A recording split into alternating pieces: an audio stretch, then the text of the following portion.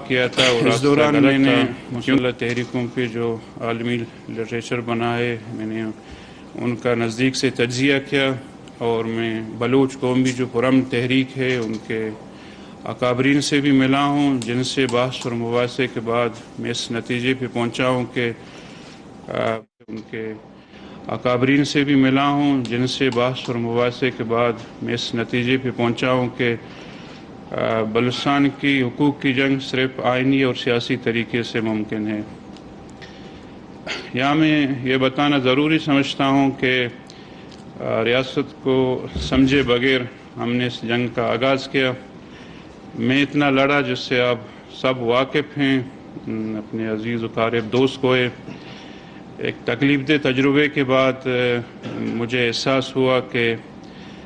میں نے جس راستے کا انتخاب کیا تھا وہ راستہ غلط تھا، کیونکہ مسلح جنگ سے بلوچستان کے مسائل حل ہونے کے بجائے مزید گمبھیر ہوتے چلے جا رہے تھے۔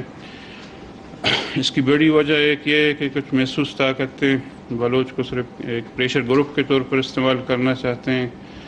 یا میں سمجھتا ہوں کہ اس کا نقصان صرف بلوچ قوم کا ہو رہا ہے۔ لہٰذا میں اپنی مرضی سے آج پیش ہو کے کہنا چاہتا ہوں کہ مسلح جنگ کی وجہ سے بلوچستان ترقی کے حوالے سے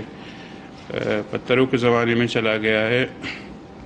لہٰذا میں اپنے دوستوں سے جو مسلح جنگ میں مصروف عمل ہیں ان سے اپیل کرنا چاہتا ہوں کہ وہ واپسی کا راستہ اپنائیں، تاکہ ہم بات چیت، منطق و دلائل سے بلوچستان کے مسائل حل کرنے کی کوشش کریں۔ ریاست کے ساتھ لڑائی سے بلوچستان مزید پسماندگی کا شکار ہو گیا ہے۔ یہاں دوسرے صوبوں سے ترقی کے حوالے سے میں سمجھتا ہوں کہ پیچھے رہ گیا ہے، یہاں سرمایہ نہ ہونے کے برابر ہے اور ترقی زیر التوا ہے۔ باقی میں بلوچ طالب علموں سے بھی اپیل کرنا چاہتا ہوں کہ لڑائی میں اپنا وقت ضائع کرنے کے بجائے بلوچستان کی حقیقی ترقی میں اپنا پرامن کردار